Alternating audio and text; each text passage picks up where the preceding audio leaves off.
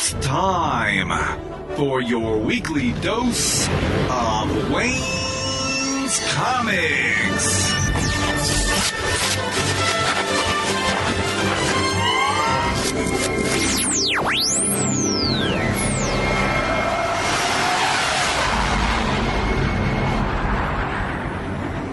Welcome to episode 250 of the Wayne's Comics podcast. Thanks so much for listening. This episode is a very special one, and it kicks off with my interview with Neal Adams, a name in comics that almost everybody knows about for his work on Batman, X-Men, Green Arrow, and many other characters. We chatted at the recent Tampa Bay Comic-Con, and he shared some of his opinions about Marvel and DC, about what they're doing right and what they're doing wrong, and his recent work on Superman. He's got a lot of fascinating things to say, so be sure to listen. Then, because this is a special episode, I'm going back into the archives and playing one of my favorite interviews, and that's with Wendy Pini from ElfQuest. This interview first aired in episode 125, and a few months after it posted, Wendy paid me a real compliment by saying that this was one of the best interviews that she had when ElfQuest, the final quest, got started. So remember that this took place back at the beginning of the series. They're still going strong, and it's coming out from Dark Horse, so if you haven't gotten into ElfQuest, the final quest, I still highly recommend it. In episode 250, there's a lot to get to, so let's get on with the show.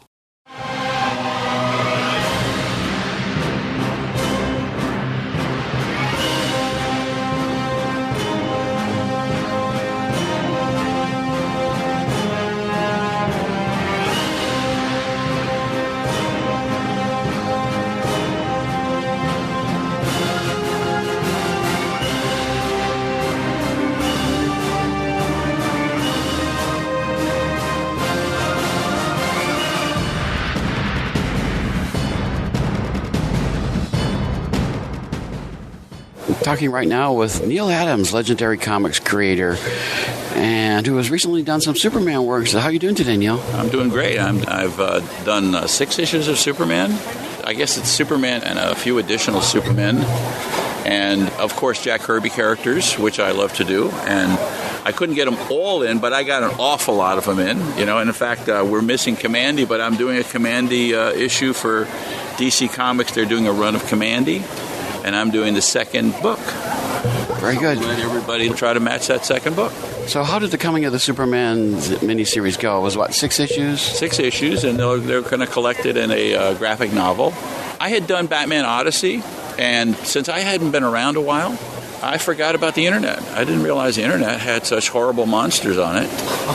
But I actually did. You know, I have a science thing where I talk about growing Earth and things. And if anybody comes at me on that, I've got like 12 videos, I cut them a new one. And for whatever reason, I forgot. I listened to advice. And when I had Batman Odyssey out, folks attacked it on issue 1 and issue 2 and got all uppity on me. And I didn't answer because I asked around and I said, well, should I say anything to these people? And they said, no, ignore them. That was the worst piece of advice I've ever gotten in my life.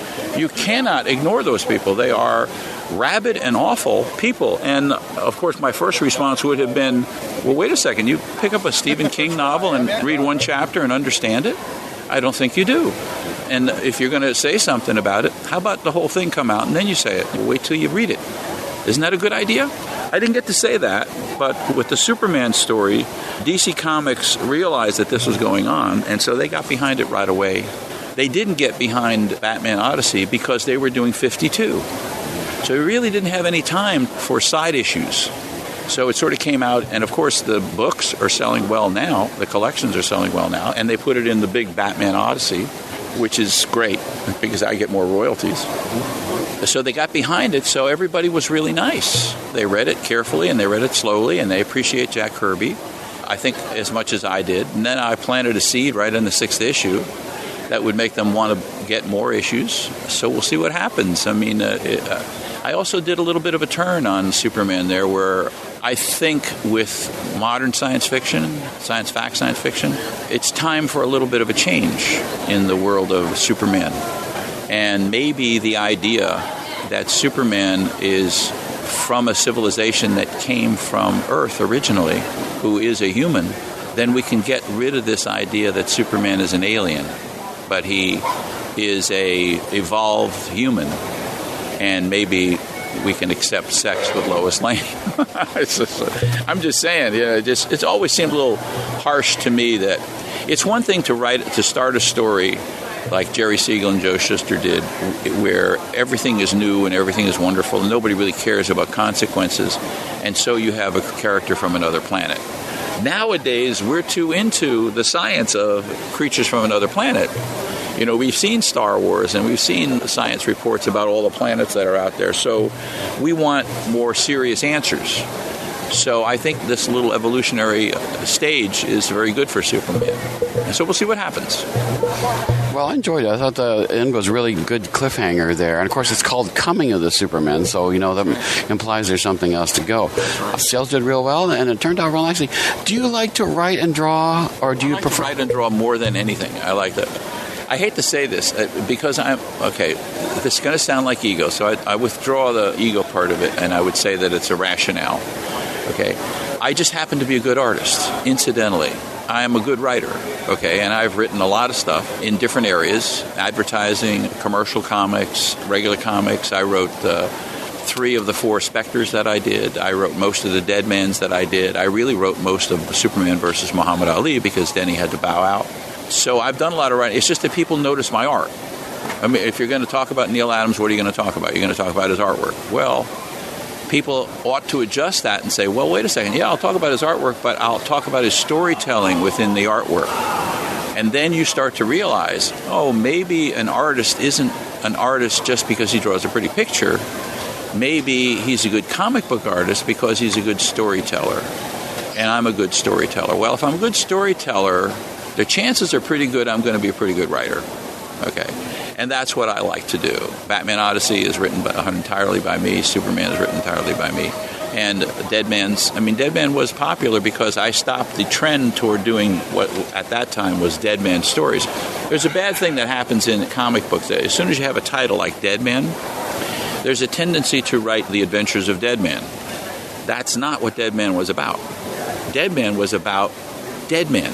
It was not about stories that he had with other people. That's why any time anybody picked up to do Deadman, they would do Deadman and his adventures with other people. That's not what it's about. It's his terrible life story or death story or life story. Mm-hmm. And if it's not about him, you really just don't care because he's dead.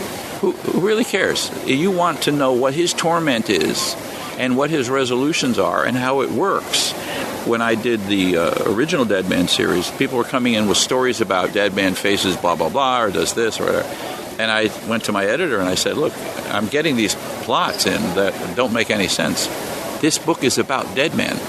It should only be about Deadman. And so he let me write it, and I wrote it about Deadman. It became a really popular series. But it was about Deadman. It's about Deadman's story. It's as if you wrote a long book about his life story. That's what it's about. So different books have a different tenor, okay? Batman is, in my opinion, a particular kind of book. Superman, in my opinion, is a particular kind of book. Deadman certainly is a particular kind of book. It's sort of like when the Marvel people are now doing movies. We can say, and we all pretty much agree, that certainly the Marvel movies are better than the DC movies. There's just no way to avoid that conclusion. And then we come to the second conclusion. That's because the Marvel people are reading the comic books and they're following the comic books, and the DC people who was ever doing the DC movies are not. They don't know that Superman is a creature of the daytime while Batman is a creature of the night. And so they've made Superman into a creature of the nighttime. He's dark and dour all the time, doesn't even smile. Whose idea was that? Well, that was somebody who decided that the comic books just weren't good enough. Okay, we'll do our own Superman. No, you don't get to do that. But the people at Marvel, they've learned that lesson. They know their characters, and they know the characters that are in the books are in the movies. So they get it. The difficulty is that it's very hard to live in a world, the DC world, where they change all the time. You want them to be the same. And what I did with Batman was I created a great detective story. What I did with Superman is I created a great Superman story, very light, very airy, kind of, flying from planet to planet and doing all this kind of stuff. That's what I prefer DC do. They stick to their characters. Their characters are interesting. they should stick to them, but they don't.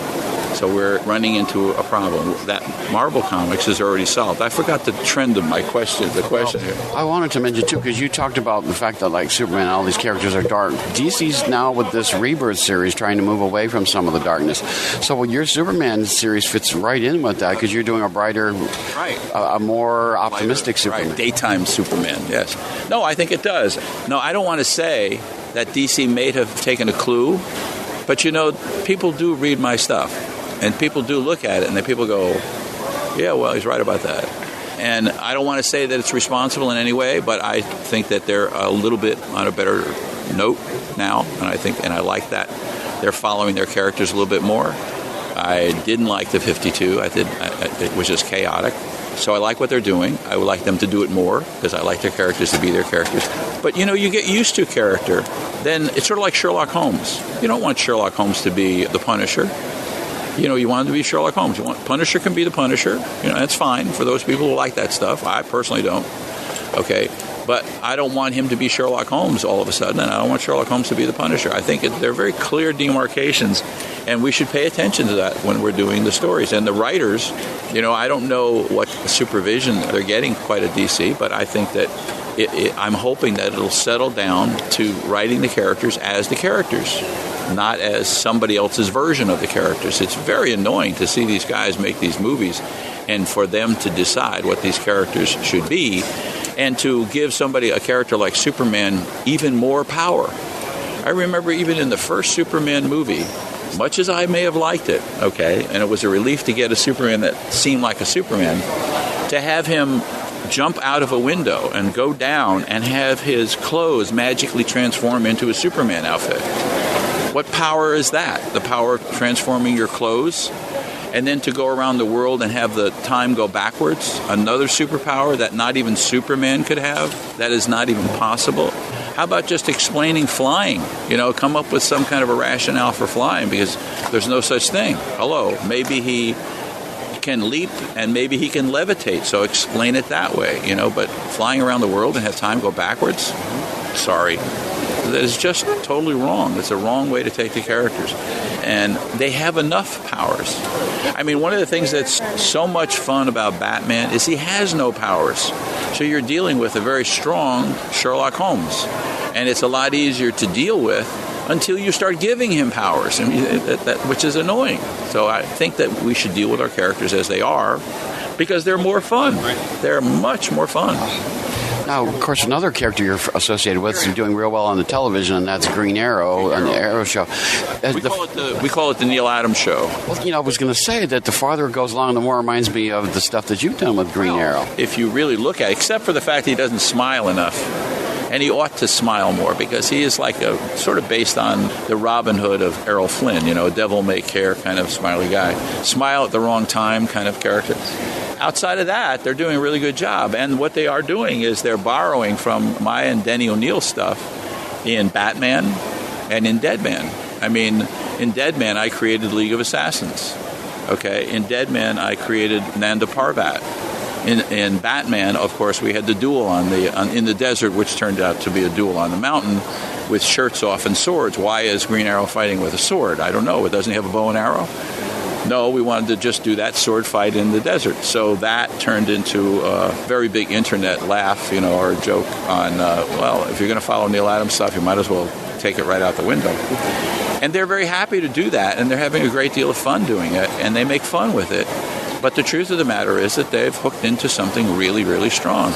And, I hear criticisms of that show, but I hear everybody's watching it. It's sort of like the Gotham show. You got to watch it. The thing is about those guys is they're very big fans. They are fans, and they would not. You can tell they're fans. If you're going to pull up Nanda Parbat out of your tush, right, you got to know that Neal Adams stuff, because that's just in Deadman. So they're following the stuff, and they're doing it, and they're doing a decent job of it. So I'm very happy with all of that. That's good. Now, you did stuff for Marvel, too. You recently did a mini-series not that long ago.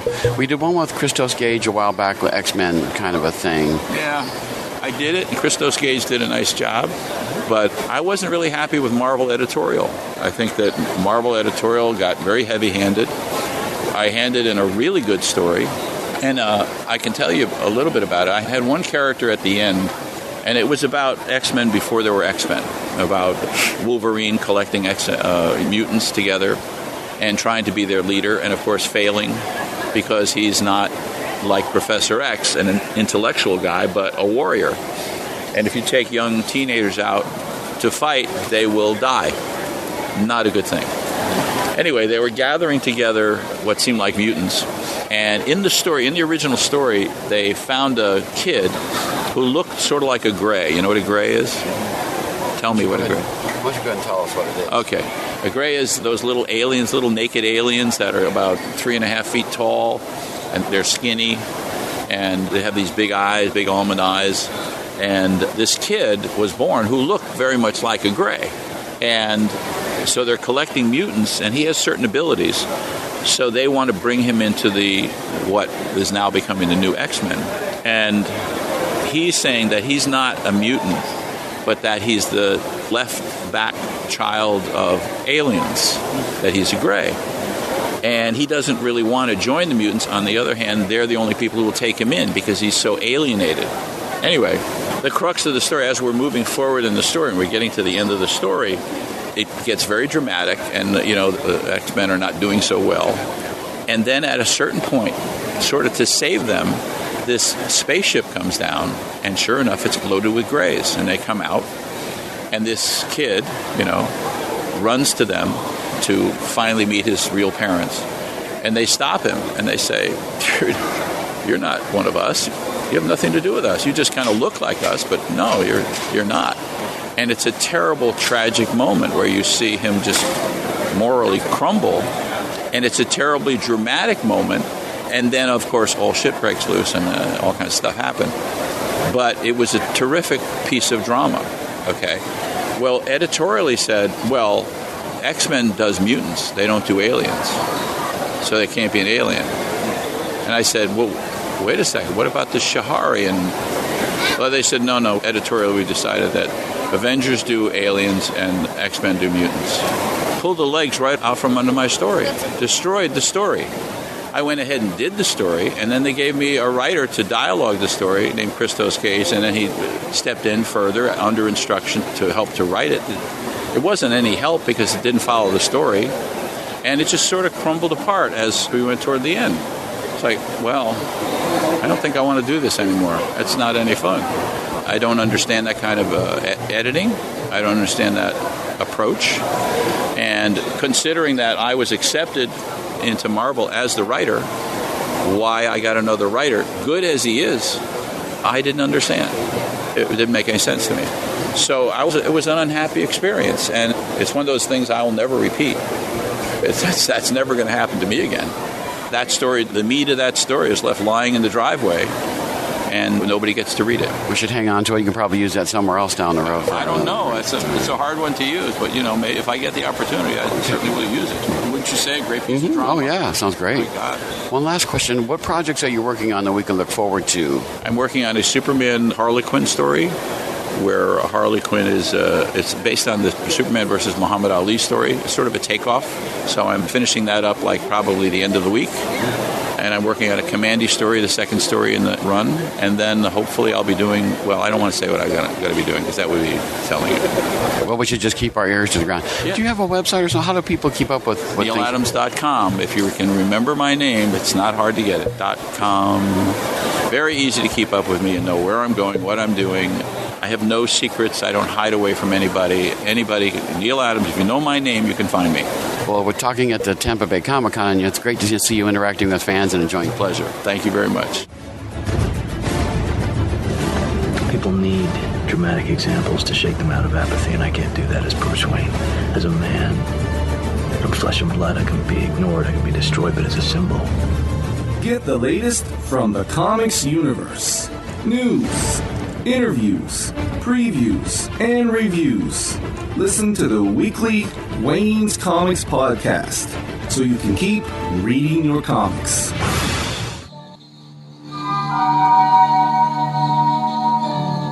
Imagine another world much like Earth, but primitive, wild, and uncivilized. A world of prehistoric beasts and cave-dwelling humans. A world where each day is a test of survival. and where the night belongs to the Wolf Riders. Deep in the primeval forest they dwell, a small tribe of elves whose only friends are a pack of wolves. Every night they ride forth to hunt and howl, terrifying any superstitious human who dares cross their path. But all is not as it appears, for the Wolf Riders, like wolves, are really gentle and shy, a close-knit family group living in harmony with nature. Led by their dashing chief, Bearclaw, they fight only when they must, to protect their hidden forest home and their loved ones. It's a real honor and a pleasure to welcome to the podcast Wendy Pini, the co-creator and artist for ElfQuest, a comic that I have enjoyed for years, and I'm so glad I'm getting to enjoy it again. How are you doing today, Wendy? I'm doing just terrific, and just let me add a little bit to your introduction. I am the artist of ElfQuest, and I'm also the writer. Richard and I co-create the stories, but I actually write the scripts.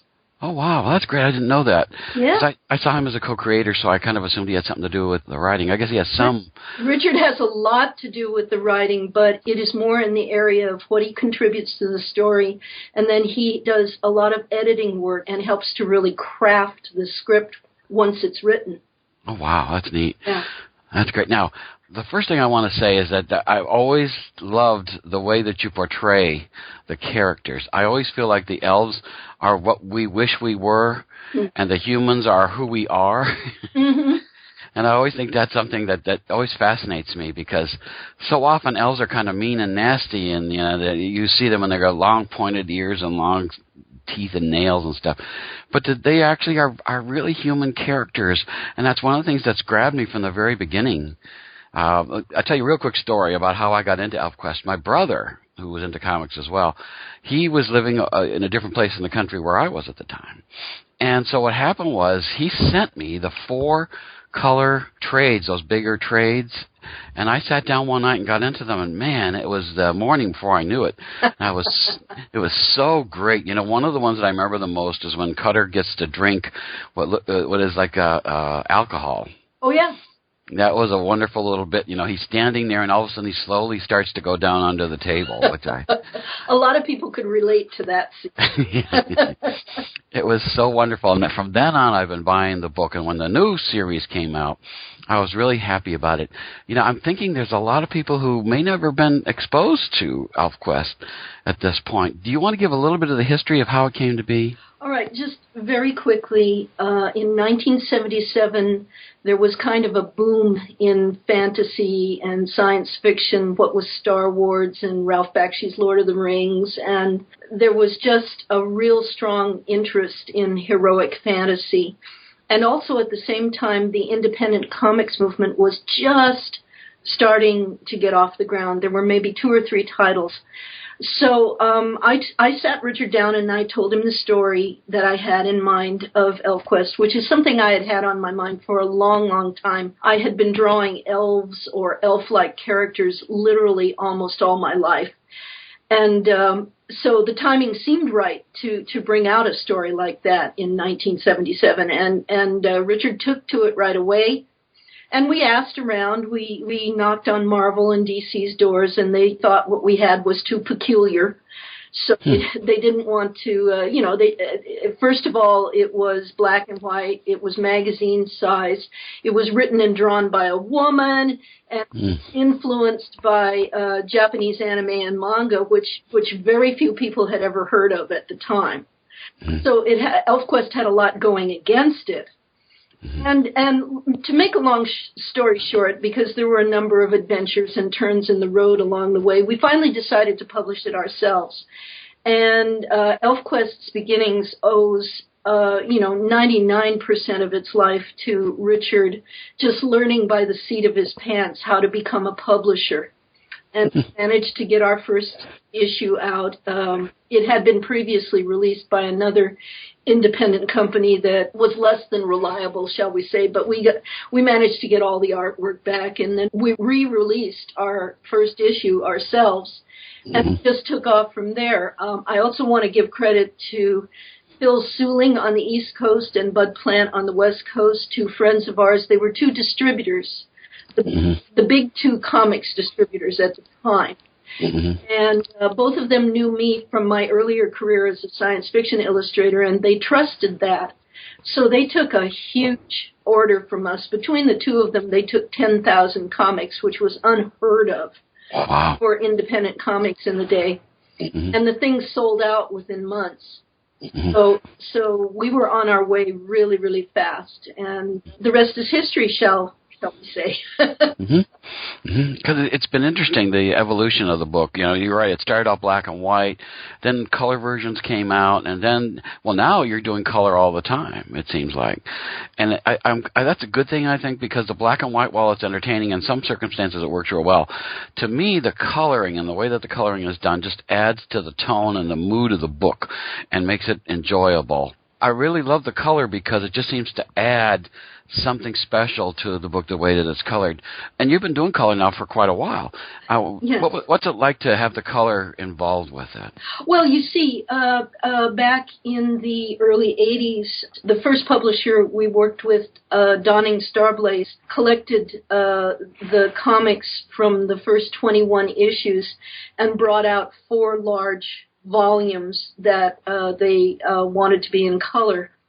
And it was tough going at first because they didn't want to really invest in high quality materials. So myself and my assistant colorists, struggled with what materials we had, and I wasn't altogether satisfied with the Dawning Starblaze volumes.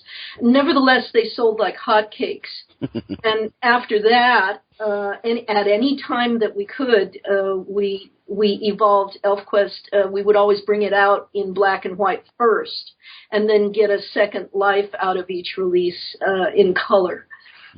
We worked with Marvel Comics, and they recolored the first 4 volumes of ElfQuest in their way, and then onward from there, we worked with an animation studio called Chelsea Animation, colored Siege at Blue Mountain and Kings of the Broken Wheel for us. And I think ElfQuest has always been associated with color, even though it is always done in black and white first. And that's the process we're even using today with the Dark Horse series, ElfQuest: The Final Quest. Dark Horse is certainly releasing ElfQuest in color now as a bi-monthly series, and those will be collected and put into color volumes at some point. But Dark Horse is also working with us on re-releasing everything we've ever done in black and white. So fans of black and white will be able to have what they want, and people who prefer color are certainly going to get that too. Wow, I didn't know that. You're going to re-release the stuff in black and white. That'd be fun. It'd be nice to have them both ways because, the color adds a little something to it, but the black and white is a very powerful medium in its own. Absolutely. We do have fans who actually prefer the black and white. There are fans who do not like the digital coloring that I or Sunny Straight do, and there are others who just worship the color and kind of poo-poo the black and white. So we try to please everybody if we can. Well, you're doing a great job of it, I think, because, man, even though you've been, as I count now, you've been with DC and been with Marvel, and now you're with Dark Horse, and you've done with other independent publishers. Yes. No matter where you guys go, you always put out a quality product, and I think that's just a wonderful, testament to ElfQuest, is that you guys just always want the best and give us the best as fans. Well, we really do bust butt on ElfQuest because it has certain things it requires. It's a rather elaborate kind of drawing style that you don't really see in other comics. I guess because ElfQuest is high fantasy, the drawing style is very organic, and the fans do appreciate a lot of detail. They expect the characters to always look like themselves in every panel. So we work really hard to keep the characters on model. And we just pay a lot of attention to detail in the costumes, the scenery, the settings, so that it has a kind of a heightened reality about it. When you're working with a fantasy, it's really important that you're absolutely committed to the reality of it, even if it is just a fantasy. And the more committed you are, the more your audience is going to believe it. It was interesting you mentioned that, because I was going to say, to me, these characters are not fiction. They are real. That's when yeah, I always feel so great about that because I feel like I know these people. You know, they're actual people, and if I actually found the right place, I would be there with these people. And you're kind of telling the stories as you see them, you know, but yes. they're very real. And I you know, not many comics do that to me, and I think this is one of the things that makes it sing to me and so many other people, is that they're not just cardboard characters. You know, No, we talk. not at all. Yeah, we talk a little bit about the fact that we saw Cutter getting, tasting alcohol for the first time and things. There are experiences that they go through that we can relate to, and that's one of the things that makes ElfQuest just shine to me, is that, that's why I was so thrilled when I saw that Dark Horse was going to put out a new series. So, man, I get to go back and visit my friends again. Us too. We actually started the Final Quest before we closed our deal with Dark Horse. We were going to get it out there one way or another, even if we just started by putting it up online first and finding a publisher later on. We just trusted that would come, but we knew we had to finish telling the story. So we started putting the Final Quest up online with the first 26 pages of the special, the Final Quest special, which was kind of a reintroduction to the story that would enable new readers to sort of come into the universe and get acquainted with it, and would enable longtime readers to reacquaint themselves with where the story was going and where it had been. And we made a wonderful arrangement with the online news service Boing Boing that has some major ElfQuest fans there, and we were very surprised to find that out, given how sophisticated Boing Boing is. But but it just so happened that it was a wonderful partnership, and getting a page up on Boing Boing at intervals really got the fans excited about the new series coming. Well, I got to tell you, as soon as I saw it, I went, oh, man, I've got to have that. So it was just so great to, because, it'd been like a little bit since I'd seen him. This leads to a question. You have an interesting, I don't know if it's a problem or not, but it's something different than, say, some comics maybe, like Batman, who's been around for decades and stuff. But with ElfQuest, you've told a lot of story over time. Yeah. And yet I still find that, like, the final quest coming, it's just as, as engaging. And I don't think you need to know everything in order to be able to read it, but it definitely helps. Do you find it difficult between, like, new fans and older fans to tell the story, or do you have to always think about everybody at that point? Well, no, we don't ever sacrifice the telling of the story for the purposes of making sure that every single person is caught up on every detail. That way madness lies. What we tried to do in the Final Quest special, which came out last October from Dark Horse, was to tell a story. This is a story that covers some 3 decades in the elves' lives.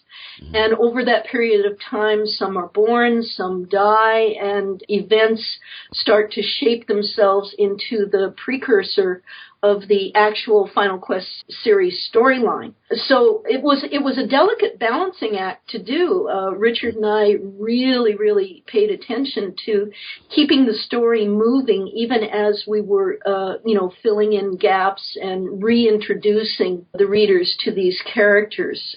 You don't just stop dead in the middle of a scene and announce who a character is or what they did. You try to weave that character's history into the scene and have it make sense to the reader. I think we were successful, at least based on the fan reaction. The older readers were very pleased with the story, and newer readers were very intrigued.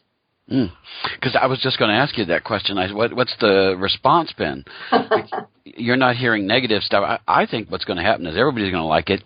They're just going to see it slightly different ways than what they've seen in the past, let's say. Well, the reviews of Final Quest #1, which came out in January, were just stellar. We had never seen reviews like that before, or attention like that paid to ElfQuest. I think we owe a lot to Dark Horse in that regard. They have a marvelous publicity department, and they're very marketing savvy, unlike other comics publishers that we've worked with, who really didn't have their marketing act together.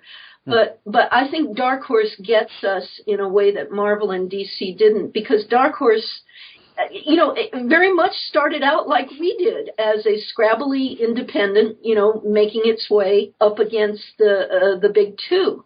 Mm-hmm. And so Dark Horse understands us and understands what ElfQuest is and how to market it. And I think that is being reflected in the attention that it's getting right now. And we're so pleased with that. I can't tell you how pleased.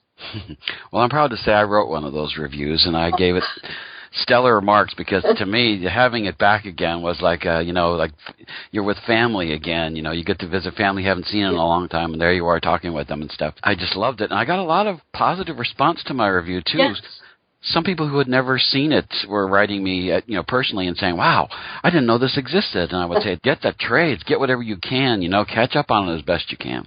Well, thank you so much for that support. I remember the review, and again, we really, really appreciated it. I'm going to apologize to you in advance, though. We are going to be doing some awful things in the final quest, just awful. Okay. One of our formulas for storytelling is to think of the worst thing that could possibly happen to the characters and then go ahead and do it. Mm-hmm. Well, I hate to tell you, but real life feels like that sometimes, that somebody's out there thinking of the worst thing they can possibly do to us, and then they go right ahead and do it, So to me, there's a real, as I said before, there's a real feel to this that is, it just makes me want to I wish I could sit down amongst them and listen to them talk, It would be just the greatest thing in the world. Now, as far as, have you gotten a lot of response from new people who have never heard of it before? Well, that's the wonderful thing about the Internet, because, I've only really been Internet savvy for about, 4 or 5 years. Mm-hmm. And Facebook is an amazing thing. It's an amazing tool. It can be infuriating at times, but it certainly helps you to generate awareness if you have something going on that you want people to know about. Mm-hmm. So Richard and I are now overseeing 3 ElfQuest-related Facebook pages. We each have our own personal pages. And then there is an ElfQuest fan page and the official ElfQuest page. So there's actually 4. Wow.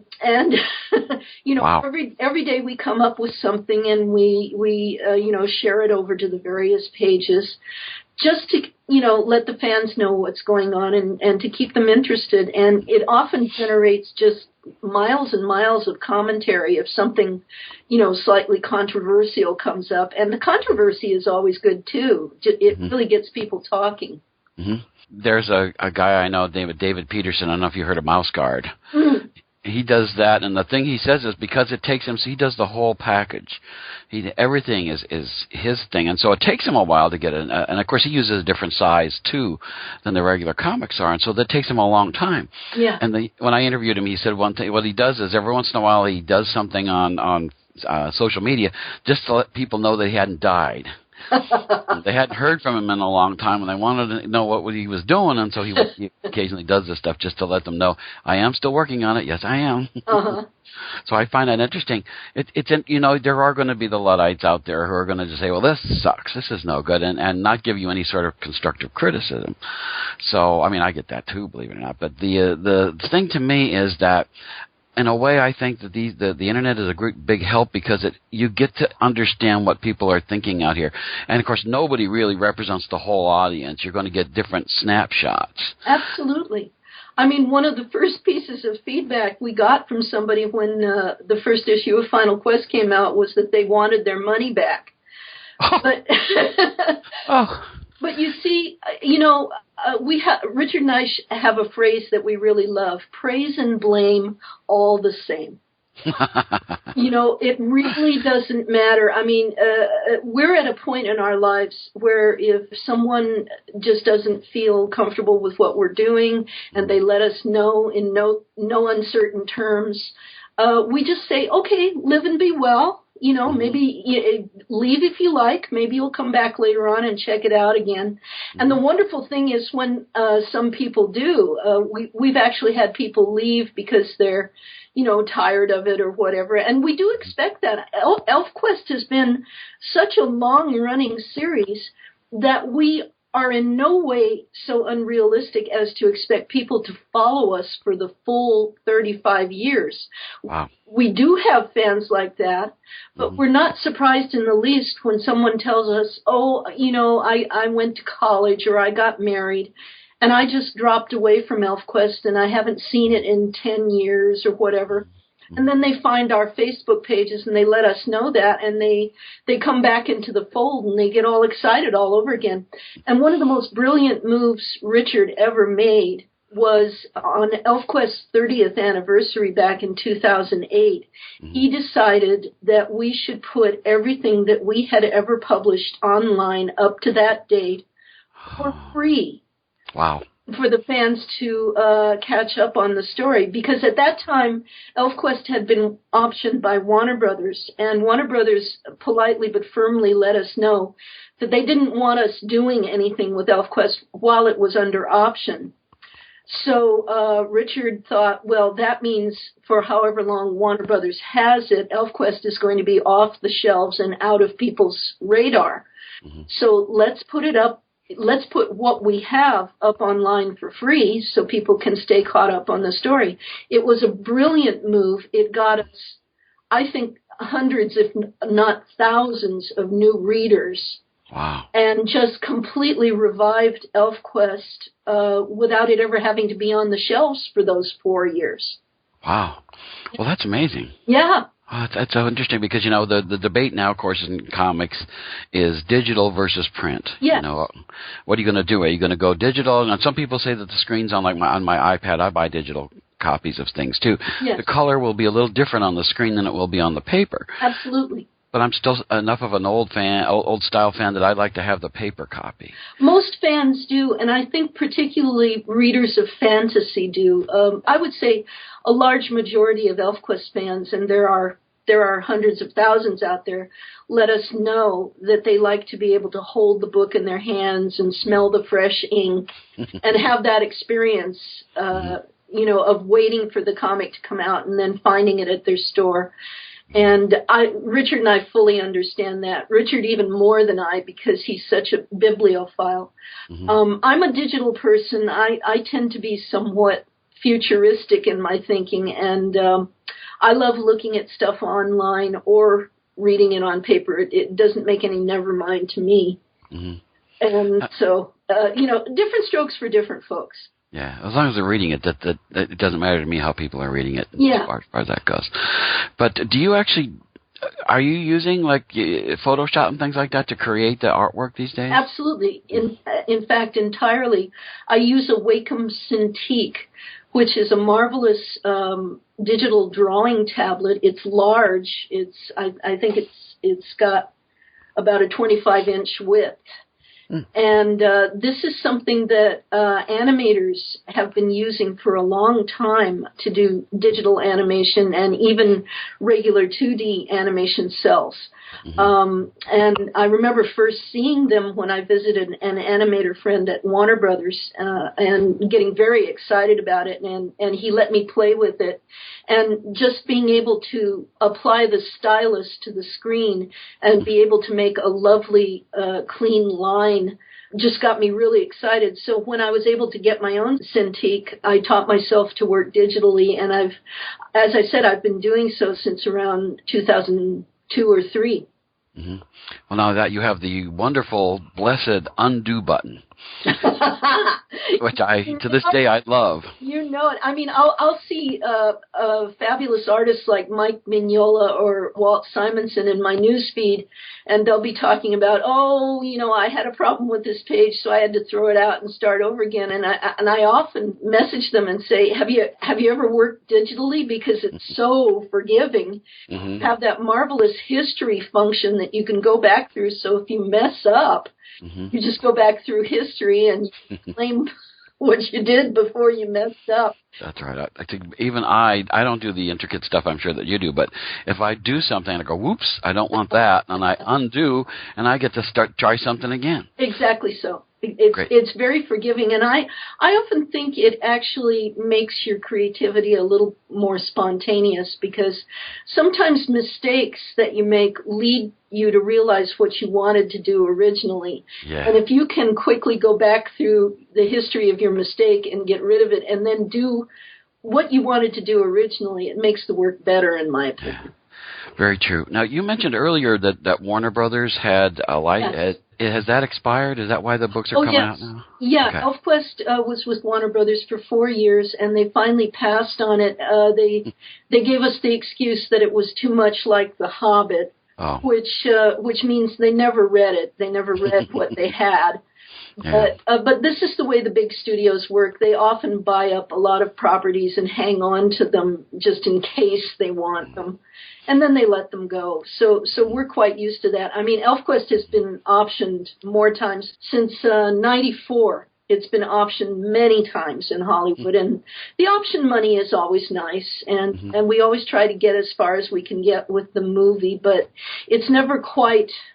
Richard likes to say we've been up to the altar many times, but never quite got married. You know what? I have to say right now that my personal belief, and I guess this is kind of spiritual, is that when the time is right for something, it happens. And so I believe that we've kind of been somehow protected by guardian angels over the years, and that rather than have a bad ElfQuest movie or even a mediocre one come out, we've just gone through the system and will continue to do so until the absolute right entity comes along to do the absolute right ElfQuest movie. So we're not really worried. We just keep expecting the right one to come along eventually.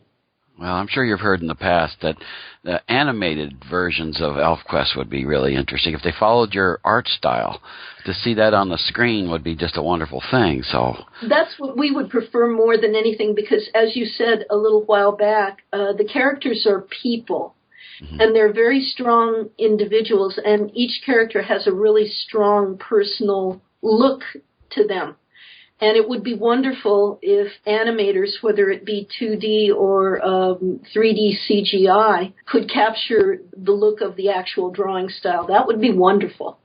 That's what I'd like to see anyway. That's just my thought. So, well, why don't... From your mouth to the gods of animation's ears. So, why don't we talk a little bit about the characters? Because, sure. You know, Cutter to me has been a wonderful character ever since the start. And I like that they have soul names. Yes. That their friends will know their soul names if they have this attachment to them close enough. Yes. I always like that kind of stuff. And it's not just male-female. It'll be like Cutter and his name escapes me right at the moment. Skywise. Skywise, yeah, that they understood that. I kind of thought, this was I talked a little bit about how this is the way we wish we were. I often thought that, this kind of a friendship, that some sex dominates too much in relationships, that friendship is more than just a sexual thing. And I always liked that about Skywise and Cutter, that they were very close on a spiritual level and friends. And I kind of, that was one of the things about ElfQuest I used to point out to people. I said that, yeah, there's sexual things going on, but, there are relationships that are very close that are not necessarily sexually based. That's absolutely right. Cutter and Skywise are as much soulmates as Cutter and Lita are. Lita is Cutter's life mate. They have 2 children, and they know it. Well, she knows Cutter's soul name. It's only the Wolf Riders that have soul names. The other elves don't, because it's only the Wolf Riders that are mortal. And so the soul names are a factor of their mortality. It's almost like a way of retaining a certain kind of personal integrity that the immortal elves don't seem to be concerned about. And so, so Cutter and Skywise are soul brothers, just like he and Lita are life mates. So I like Lita, too, I have to say. She's pistol. Well, what's funny is Cutter is very light. He's got white hair and he's got light-colored skin. And there's Lita, who has dark-colored skin, and a much of a darker look to her. Although she's the one that really seems to have much more of the light. This is the wonderful contrast about these things. Cutter is much more of the physical can do more active or violent things, while his soulmate, who is darker, is actually the light bringer of the bunch. Well, I love you mentioning that, because we actually gave thought to that when we first created the characters. When the Wolf Riders are driven from their home in the very first story by fire, and they have to cross, they make a dreadful crossing of a desert, and they come upon the Sun Village, where they encounter for the first time ever another tribe of elves. They thought they were the only elves in the world, and then they meet the Sun Folk. And the Sun Folk, because they're desert people, are dark. But when the Wolf Riders first see them, Cutter says, well, I don't think they're elves. They remind me more of humans, and I don't trust them.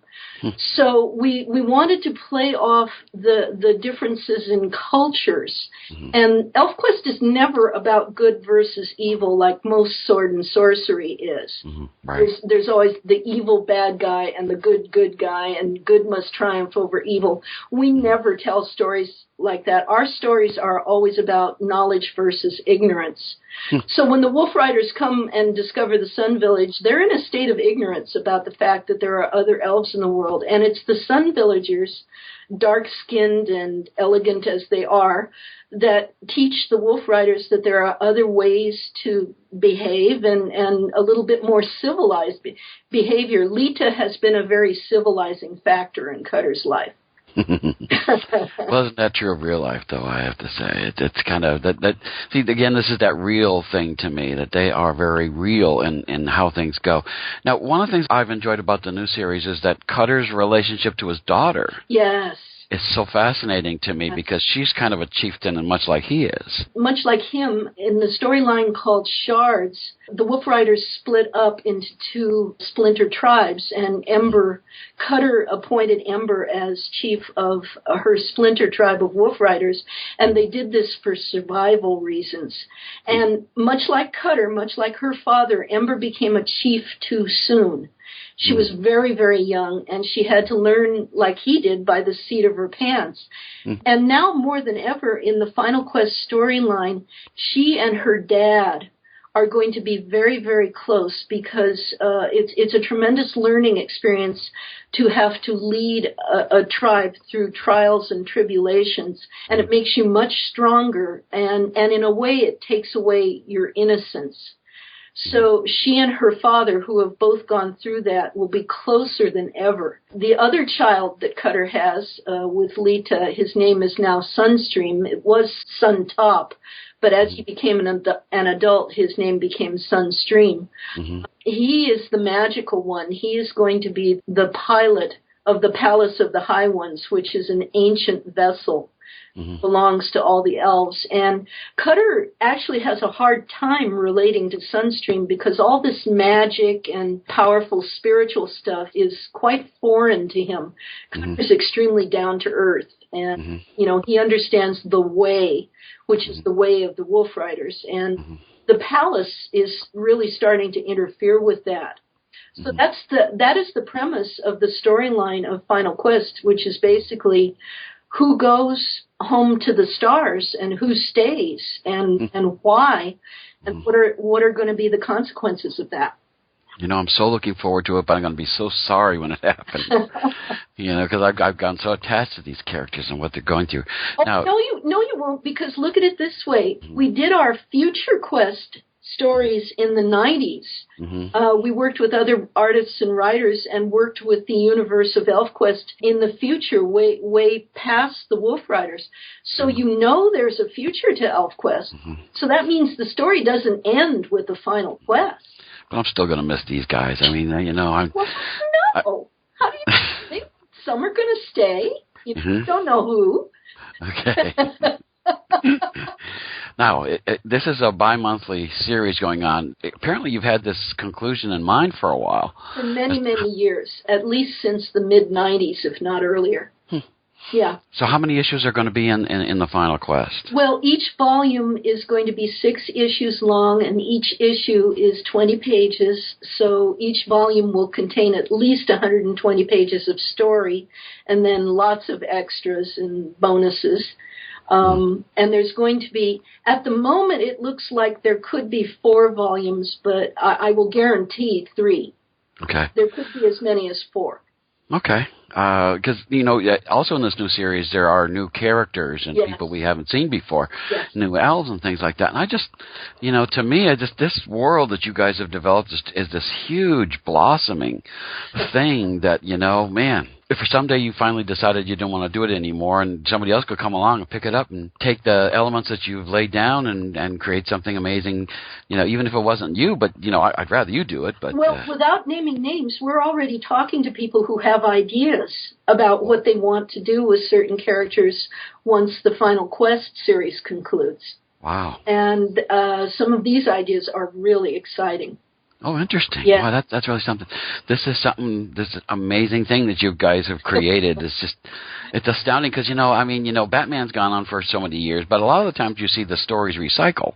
Yes. But I don't see the stories recycling in ElfQuest. I see these people going in different places and different characters might experience the same thing, but that's real life. So to me, this burgeoning world of wonderful things is just, I don't ever want it to end. Well, we had 10,000 years to cover. That leaves a lot of room for story. These characters are extremely long-lived, and it's been an interesting challenge to make characters that are not human and, for all intent and purposes, immortal, to make them relatable. Mm-hmm. Because Richard and I both feel that there really is no point to telling a fantasy story unless it can say something about the human condition. Mm-hmm. And so we actually use the elves in the story to sort of make commentary on things that Richard and I feel are very important about society in general. Well, you're doing a tremendous job, I have to say. Thank you. Now, are there other projects you're working on, or is the Final Quest going to keep you busy for a while? Well, while ElfQuest was optioned by Warner Brothers, that left me with 4 years where I couldn't really do much with ElfQuest. Mm-hmm. So I took a side trip to the dark side with an adaptation of Edgar Allan Poe's Masque of the Red Death. Oh, wow. Now, this is a very adult-oriented, really way out there and really goes there horror story. Because not a lot of people know that I actually started out as a horror artist. Some of my earliest work, which is going to Columbia University, by the way, we donated the body of my work to Columbia University, and we're very, very honored that it's going to be archived there. Some of my earliest work was of the horror genre, and Edgar Allan Poe is my favorite horror author, and Masque of the Red Death was always my favorite of his stories. Even though it's a very short story, it's only 8 pages long, and there are really no characters in it. But the atmosphere, the mood he generated in this story stuck with me all my life. And so I thought, well, I'm going to use this as the skeleton, and I'm going to create characters for it.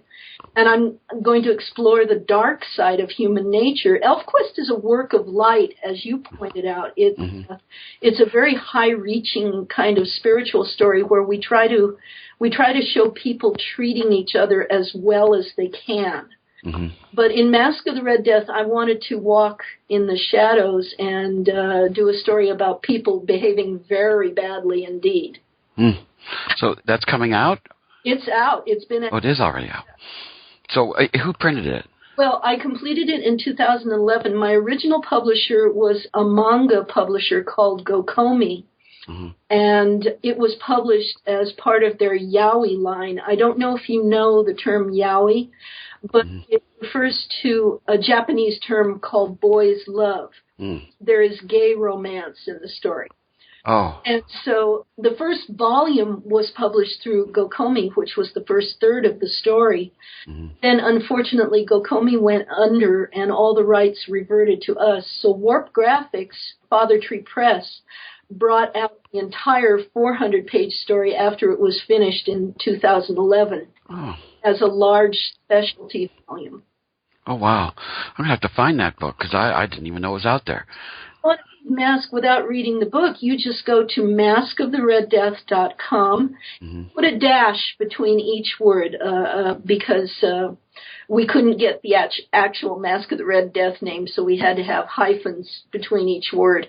Maskofthereddeath.com, and you can read the story just like you can read ElfQuest. You can read Mask online for free. Oh, wow. But then you follow the information to actually buy the book. Oh, wow. Guess where I'm going after I get done talking with you. That's going to be fun. Okay, gay romance, not everybody is. Well, you all are doing a great job, and I think you're right that Dark Horse is really getting the word out about it, and I'm doing my best to let people know about it as well. Because I just love the book. I think it's a classic. It's been a classic ever since it came out. Yeah. And it's only going to get to be more classic as we go along. Storytelling to me is a lost art. A lot of comics are being sold just to sell them and make money. Marvel had a thing that had a little kid with a quarter, and they said, "How can we help you get his last quarter?" And I thought, that's not what comics are supposed to be about. It's supposed to be storytelling and things. And I think ElfQuest is just the ideal. You can read it for a while. You can catch up on all the story, and you get a bigger picture. Yes. But ElfQuest is just this wonderful, tremendous story with, people that breathe and characters that exist, and you come to be attached to. And like I said, I hope it goes on forever. I just think it's a wonderful, a wonderful comic story. Well, in our relationship with Dark Horse, we feel that Dark Horse is treating us far better than any other publisher we ever worked with. We just love being with them, and they have many, many plans for ElfQuest, and they will certainly be reprinting all the material that we have to date and keeping those volumes out there as long as people are interested in buying them. Well, I think you're going to find a lot of people are interested in those. Because, I still have my original ones. But, if I found another version that was that added something to it, was a little different than what I wanted, my old one started to fall apart, I'd be after them in a heartbeat. Well, we really loved the DC archives that came out. DC reprinted the first 4 volumes, and I completely recolored it and reformatted it, and those are definitive as far as I'm concerned in terms of the way I wanted them to look. So you might look online for the DC archives until Dark Horse puts out its own. Because I think I have the first 2 of those. Uh-huh. I don't know if I have all 4. I'm going to have to go after the other ones because I just got to have those. Every once in a while, I'm in the mood for a nice longer story, and I sit down and I open the book, and it's like Frank Miller said when he read the first Daredevil, he fell in. Yes. And that's what, to me, is I fall into the story, and I completely forget what time it is and what else is going on. I'm just lost with these people, and it's just such a great thing. You all just do such a good thing, and I'm so glad you're continuing on. I just think it's terrific. Well, we still love it. We love it very much, and we especially love working together. I think that's the biggest joy of it for Richard and me, is we just love to tell the stories together and have story conferences and figure stuff out and ask questions like, oh my, can we go there? And every time we ask ourselves, can we go there? We always do. Yeah. But that's good. I don't see much of that kind of storytelling, to be honest. Stretching the boundaries and moving things around and making characters grow and learn through these unusual experiences. I think that's the way storytelling should be. Well, I think most companies are invested in their brand and their product, and that means, you can't really have Batman or Superman or even Spider-Man grow beyond a certain point because they're constantly having to relaunch them for the next generation of readers, and those kind of characters have to be true to their brand. With ElfQuest, we're not so much preoccupied with that, and the major theme of the stories has always been growth. Mm-hmm. See, the irony to me is that the more you do that and don't worry about the thing growing, the more it grows. That's the ironic part to me. I just think that it's been so good talking with you, Wendy, and I continue to wish you and Richard and Dark Horse much success with this. I'm going to be supporting this as much as I can and letting people know about how terrific that ElfQuest is. Well, this was a delightful interview. Thank you for all the interesting questions, and thank you for your really great spirit in supporting us.